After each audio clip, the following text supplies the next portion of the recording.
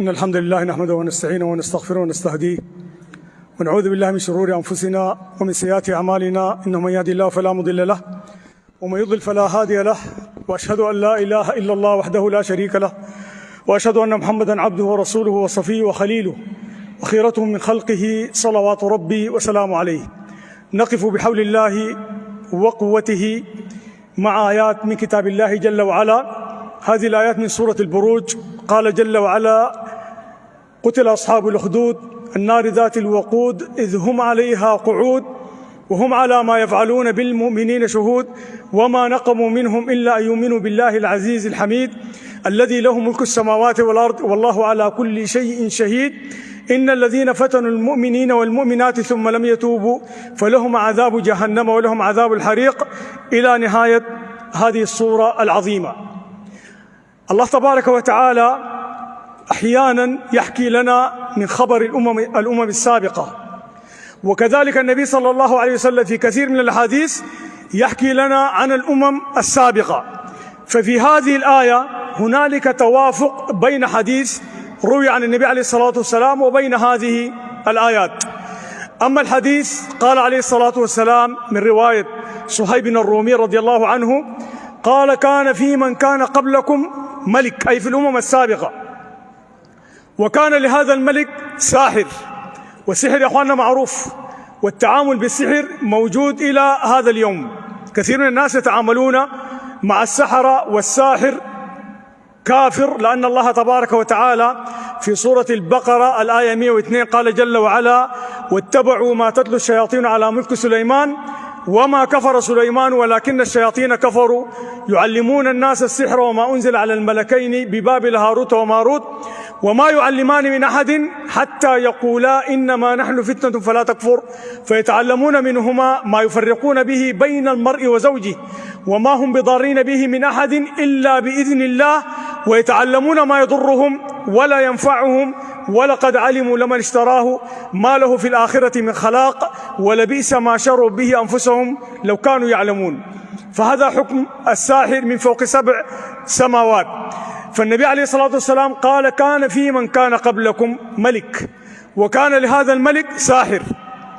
فقال الساحر للملك: إني قد كبر سني ورق عظمي فابعث إلي بغلام أعلمه السحر، لأن الملك كان بيزعم أنه إله يعبد من دون الله تبارك وتعالى، كما قال فرعون: أنا ربكم الأعلى. فكان هذا الملك يدعي الألوهية ويعبد من دون الله تبارك وتعالى. ما كان في القرية في إنسان بيعرف ربنا ولا يعبد الله تبارك وتعالى إلا رجل واحد، وهو راهب، وسيأتي خبر الراهب.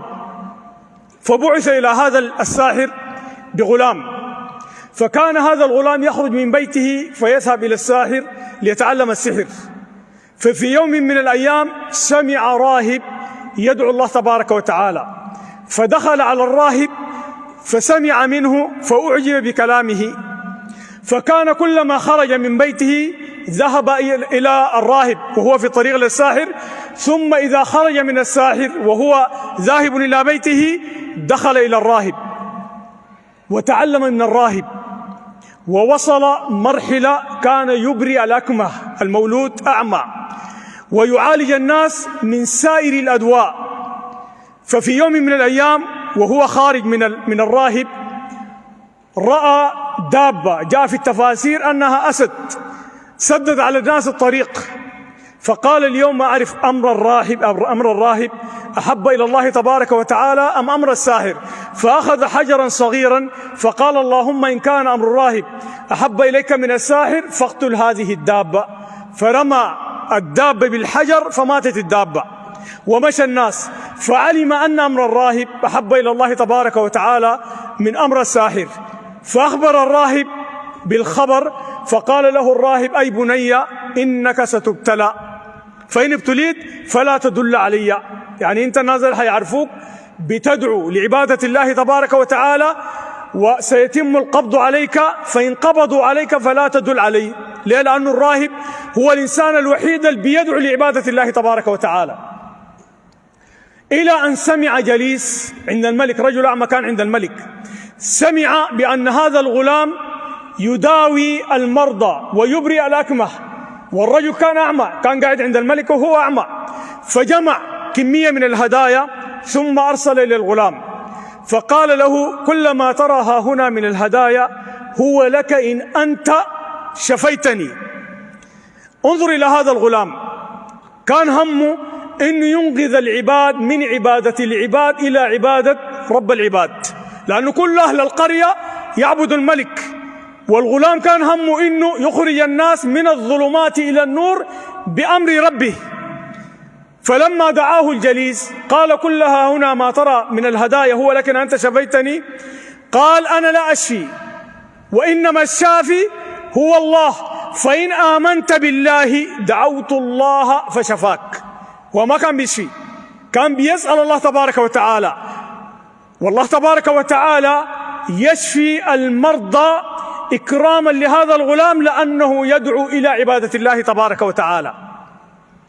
ما كان بيشيل بياض زي ما كثير من الناس هنا في زمننا ده ما بيعالج، هو ما بيعالج، يشيل بياض من الناس، لكن من هو يمرض بيعالج الناس بالبخرة وبالمحاية، ويكتب لهم ورق بخرة صباح ومساء، حبة صباح وحبة مساء، ويديهم قارورة بتاعت بخرة بتاعت محاية. تجي انت عندك صداع يديك من نفس القارورة، تجي المرأة ما ولدت تقول له أنا داير الجنة يديها من نفس القارورة، اللي عنده غضروف يديه من نفس القارورة. يا أخي لو مشيت الصيدلية، لو خشوا 5 نفر الصيدلية كل واحد بيشتكي من مرض معين، الصيدلي كل واحد بيديه دواء مختلف حسب مرضه، ديل بيدوك من قارورة واحدة نفس البخرات ونفس المحايات، وبيشيلوا أموال الناس يأكلوها بالباطل، والواحد لما يمرض ما بيتعالج هنا.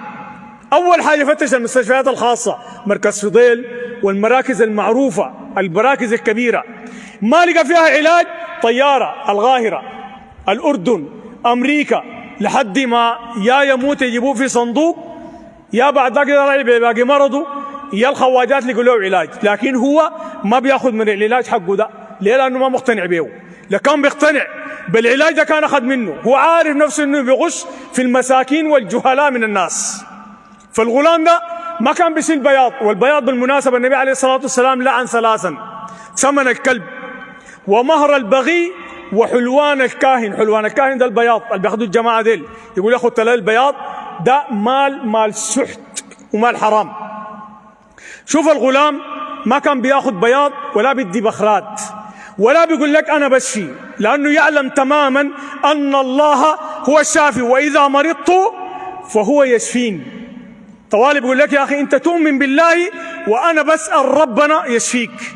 فالجليس قال: آمنت بالله، فدعا الله فرد إليه بصره.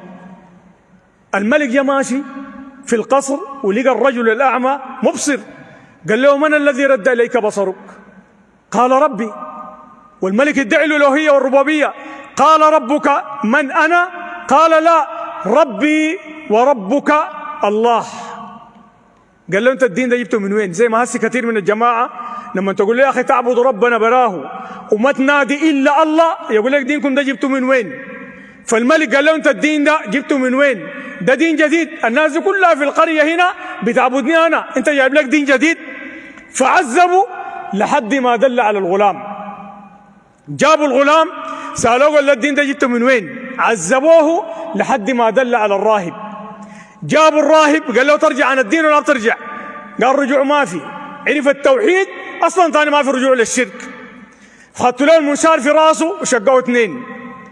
جابوا الجليس: ترجع عن الدين ولا بترجع؟ قال: رجع ما في. خدتوا له المنشار وشقوه 2. جابوا الغلام قال له: ترجع عن الدين ولا بترجع؟ قال: ما برجع. الملك جاب بعض من اصحابه وقال لهم: اطلعوا به في جبل كذا وكذا، فإن رجع عن دينه وإلا فاقذفوه. إذا رجع عن الدين ده جيبوا راجع، وإذا ما رجع أرميه من فوق، لأنه ده حيخرب الرعية وجايب دين جديد، والملك لا يؤمن بهذا الدين. فلما صعد في الجبل، شوف يا أخواننا الزول لما يعرف ربنا في وقت الرخاء، لما تكون في شدة ربنا بيعرفك، لما تكون عندك مال وأمورك طيبة وتمرض وتقول يا الله، الله بيعرفك. لكن في الرخاء لما تعبد غير الله تبارك وتعالى، ثم إذا كنت في كرب لجأت إلى الله، فإن الله لن يستجيب لك. ليه؟ لأنك أنت في الرخاء بتنادي غير ربنا سبحانه وتعالى. فلأنه الغلام كان في وقت الرخاء يعرف الله تماما حق المعرفة، فلما جاء وقت الكرب والشدة والضيق وهو في الجبل عنده خيارين: إما أن يعود إلى الكفر وإما أن يموت يقتل، لكنه توجه إلى الحي السميع البصير الذي لا يموت العدل. قال اللهم أكفنيهم بما شئت، وما حدد لي ربنا، لأنه ربنا أخوانا أنت بتحدد له. ما قال له يا ربنا الجماعة ديل أرميهم من الجبل من فوق أو أرسل عليهم ريح، قال اللهم أكفنيهم بما شئت. فارتجف الجبل وسقط الجند وجاء الغلام يمشي على رجليه. ثاني راجع إلى الملك. ليه؟ لأنه دار يبلغ دعوة التوحيد، عنده هدف إنه هؤلاء الرعية الذين يعبدون هذا الملك هو يرى الواجب عليه أن يدعوهم إلى عبادة الله تبارك وتعالى ويعرفهم بالله تبارك وتعالى. فسألوا الملك قال له ما فعل بأصحابك؟ أصحابك وين؟ ما نسب الفضل للرسل، ما قال أنا والله ولي وأنا بطير وأنا طاير من الجبل وأنا والله بروي بالمويه، لا، لكنه التواضع لله تبارك وتعالى. قال كفانيهم الله بما شاء. ثم أمر الملك بعض الجند قال خذوه في قرقور أي في مركب وتوسطوا به البحر، فإن رجع عن دينه وإلا فاغذفوه في البحر. فلما توسطوا البحر قال اللهم أكفنيهم بما شئت، فانكفأت المركب وغرق الجند وجاء الغلام يمشي على رجليه. البحر من مخلوقات الله تبارك وتعالى، كل الكون ربنا يسخر لك إذا كنت أنت مع الله تبارك وتعالى. ربنا خلاه يمشي في المويه. لما رجع للملك قال له ما فعل بأصحابك؟ ما قال له أنا والله ولي وجيت ماشي في المويه والمويه ده أنا بجمدها وأنا بعمل اللبن، ما ادعى هذا الادعاء الكاذب، وإنما نسب الفضل لله جل في علاه. قال كفانيهم الله بما شاء. بعدها خاطب الملك عشان يختصر عليه المسافة، ودي هنا بدت الخطة. قال له إنك لست بقاتلي حتى تفعل ما أمرك به، لو دارت تقتلني تمشي بتعليماتي أنا. غلام صغير لكن له نظرة ثاقبة وله عقل كبير. قال الملك متعجلا وما هو الحال اللي بتخلصني منها؟ كان شنو؟ قال له تجمع أهل القرية كلهم على صعيد واحد، ثم تصلبني على جذع شجرة، ثم تأخذ سهما من كنانتي، ثم تضع السهم في كبد القوس، ثم تقول بسم الله رب الغلام، فإنك إن فعلت ذلك قتلتني. التعليمات دي تمشي بها واحدة واحدة، إذا نفذتها كلها تحصل على ما تريد. أنت مش عايز تقتلني، تمشي بنفس التعليمات.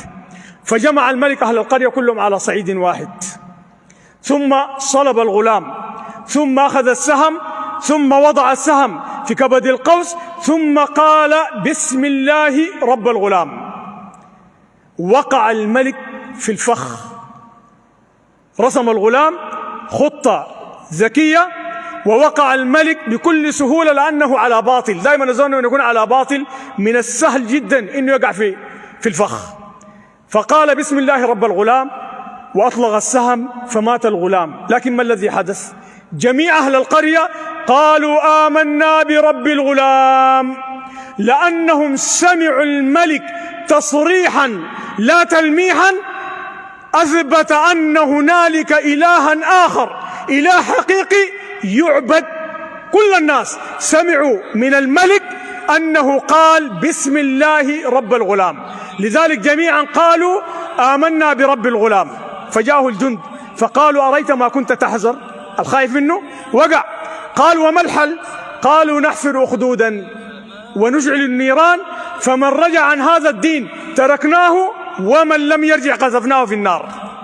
فحفروا الأخدود وأشعلوا النيران وأصبحوا يأخذون واحدا تلو الآخر إلى أن بقيت امرأة ومعها غلام صغير، فتقاعست أي خافت على الغلام، فأنطق الله الغلام قال يا أماه اصبري فإنك على الحق، فألقوا بها في النار. فأنزل الله هذه الآيات: قتل أصحاب الأخدود، أي لعن الذين حفروا هذا الأخدود وأجعلوا النيران النار ذات الوقود إذ هم عليها قعود. ما يستفاد من هذه القصة: الواجب على كل مسلم أن يكون داعيا للتوحيد. كل مسلم يدعو الناس لتوحيد الله تبارك وتعالى ولعبادة الله تبارك وتعالى. ونحن نرى في هذه البلاد ونسمع من يعبد من دون الله تبارك وتعالى، أموات جيف عظام يستغاث بهم من دون الله تبارك وتعالى. ما في حد يتحرك إلا من جعل الله في قلبه حبا لهذا الدين. ناس تسمع واحد يقول: يا نادي الأموات يا فلان تلحقنا وتفزعنا، ويقول لك والله فلان ده في قبره ده والله ينزل المطر ويدي الجنة. يا أخي الجنة، يا أخي الله تبارك وتعالى قال: لله ملك السماوات والأرض.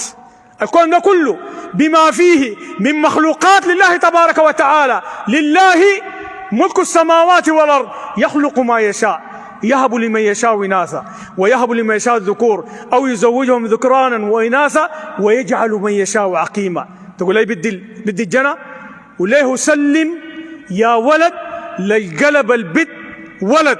من اللي بيقلبت ولد غير الله؟ الله تبارك وتعالى وحده هو الذي يخلق ما يشاء. أصلا ما في إنسان لا حي ولا ميت يقدر يدي جنة، ولا في إنسان يقدر يقلب بيت ولد، ولا في إنسان يقدر يقلب بيت ولد بيت. فهذا كله لله تبارك وتعالى. ناس دارين ياخذوا حق الله ويدوه للأموات، وهذا والله لعمري من الشرك الذي لا يرضاه الله تبارك وتعالى. فأسأل الله جل في علاه أن يجعلنا من دعاة التوحيد، وأسأل الله جل في علاه أن ينفعنا بما سمعنا وأن يعلمنا ما ينفعنا، وأن يرفع عنا الغلاء والوباء والمحن والإحن، ويرفع عنا الشرك، ويرفع عنا الفتن، ويرفع عنا دعاء الأموات، إنه لذلك والقادر عليه. بارك الله فيكم وجزاكم الله خيرا وأحسن.